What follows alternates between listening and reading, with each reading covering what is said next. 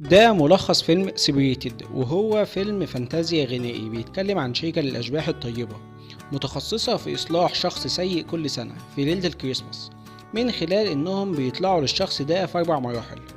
أول مرحلة الشبح اللي بيخوفه، وده اللي بيقوم بدور رئيس الشركة جاك.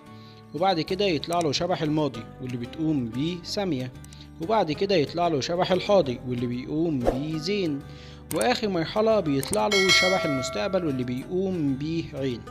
وبعد ال4 مراحل دي يقوم الشخص ويعرف غلطه ويتحول من شخص سيء لشخص كويس.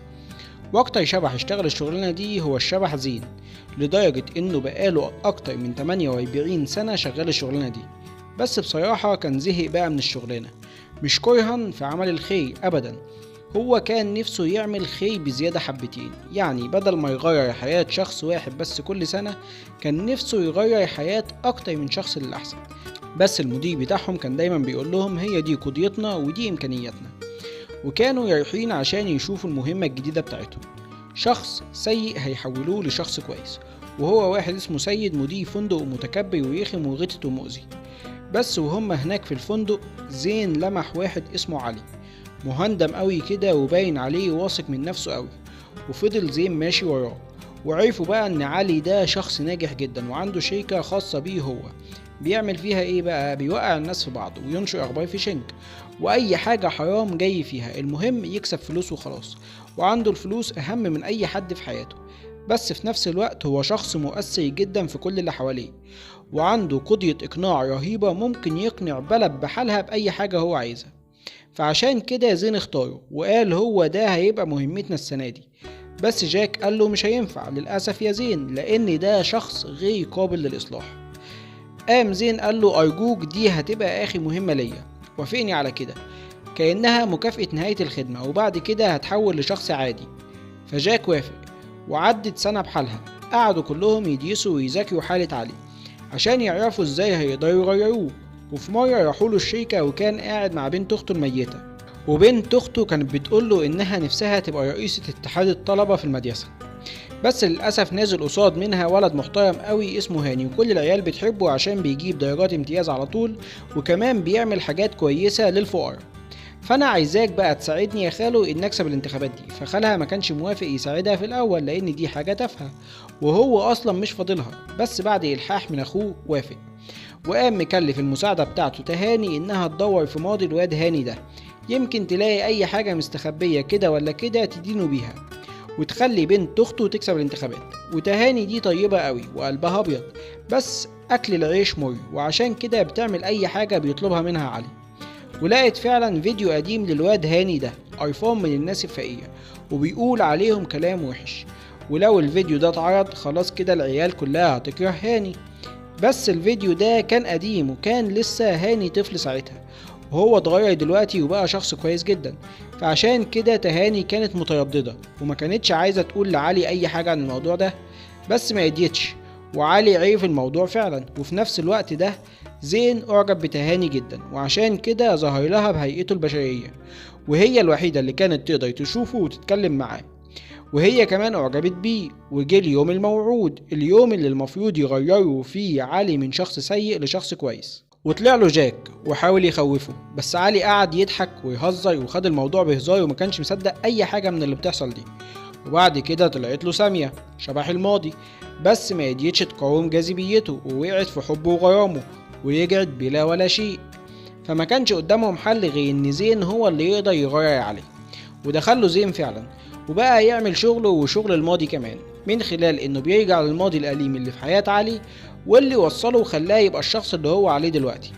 زي ذكرياته مع امه اللي كانت على طول سكرانة ومش مهتمية بيه، او ذكرياته مع حبيبته اللي سابته لانها ما قدرتش تصلح حاله، او ذكرياته مع مديره في الشغل اللي طرده عشان بيشتغل بطرق وحشة. بس برضه كل الحاجات دي ما اثرتش في علي، وبقى علي بيتكلم مع زين وعايزه هو اللي يحكي له عن ماضيه. بس زين كل شويه يقول له ده مش موضوعنا، انت موضوعنا، وخلينا نركز على شغلنا. وحاول يخليه يتأثر بموقفه مع بنت اخته، بس برضه علي ما تأثرش بالموقف ده. بس في نفس الوقت لاحظ ان زين طلع لتهاني بهيئته، فعرف ان زين معجب بتهاني. فزين قال له قلنا ده مش موضوعنا، خلينا فيك انت. وقام خده بقى على اللحظة الفارقة اللي المفروض هتغير علي، اللحظة اللي كانت أخته بتموت فيها وكانت محتاجاله وهو اتخلى عنها. بس علي ما قدرش يواجه اللحظة دي وقعد يجري من زين، وزين وكل اللي معاه حاولوا يمسكوه بس ما يديوش، لدرجة ان علي دخل عندهم الشركة وشاف الملف بتاعه وانه مكتوب عليه غير قابل للإصلاح. فقام قال لزين خلاص ما تتعبش نفسك. فزين قال له لأ، لازم اتعب نفسي، وتعالى في حاجة عايز اوريها لك. مش كنت دايما بتتكلم معايا وعايز تعرف الماضي بتاعي؟ هو ده بقى الماضي بتاعي. انا كنت شخص غير قابل للإصلاح، وكل حاجة وحشة كنت بعملها، وقلبي كان قاسي جدا لدرجة حتى ان الاطفال ما كانتش بتأثر فيا. وشركة الاشباح الطيبة حاولت معايا بس ما قدرتش تغيرني، ودلوقتي انا مهمتي اني اقدر اغيرك، لاني ساعتها هكون اتأكدت اني قدرت اتغير.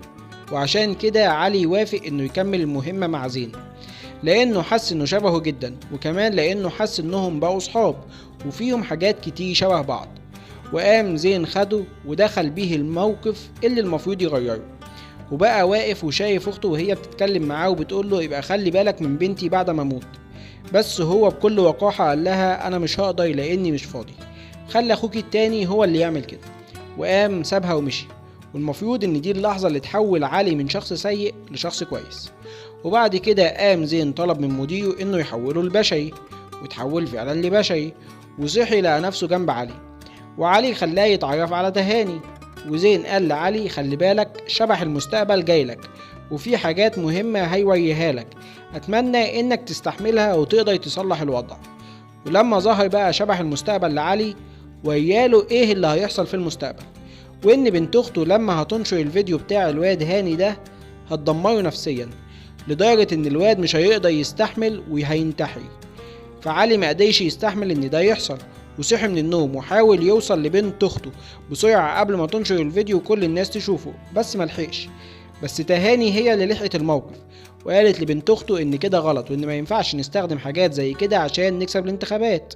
وزين كان فاكر ان بكده عليه اتغير وخلاص بقى شركة الاشباح الطيبة هتعمل الاحتفالات بتاعتها، بس مفيش اي حاجة من دي حصلت. وزين كان مستغرب قوي، بس علي قال له لان ده الطبيعي، انا ما اتغيرتش، ده موقف بس هزني من جوه لاني ما قدرتش استحمل اني اكون سبب في قتل طفل، بس كلها يوم ولا اتنين وارجع شغل تاني واستغل ملايين الناس. فزين كان متضايق جدا، لان ده معناه ان الاشخاص غير القابلين للاصلاح عمرهم ما هيبقوا كويسين. وكان زين عايز يخلص على نفسه وكان هيرمي نفسه قدام الاتوبيس، بس علي في اخر لحظة لحقه والاتوبيس وقف في اخر لحظة. ودي كانت اللحظة اللي المفروض علي فيها يتغير بقى، لانه اخيرا ضحى بنفسه شخصيا عشان ينقذ صاحبه. وزين كان فرحان قوي لان عرف بكده ان علي اتغير وبقى شخص كويس، وبالتالي هو كمان ممكن يتغير ويبقى شخص كويس. وجم بقى اعضاء شركة الاشباح الطيبة وعملوا احتفال كبير وقعدوا يرقصوا ويغنوا، وكانت المفروض دي تبقى النهاية.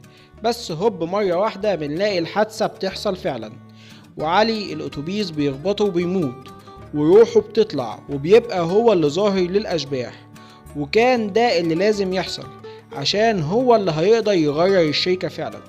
وبدل ما كانوا بيغيروا حياة شخص واحد بس كل سنة، بفضل علي قدروا يغيروا حياة ملايين الناس كل سنة. واتجوز علي سامية وزين اتجوز تهاني وعاشوا في تبات ونبات وخلفوا صبيان وبنات. وبيخلص الفيلم على كده. فلو عجبك الفيديو منساش تعمل لايك وشير وسبسكرايب وتدعمني كومنت عشان اكمل، ولو ما عجبكش الفيديو منساش تعمل ديسلايك وشير وسبسكرايب برضه بس عملني كومنت عشان ابطل.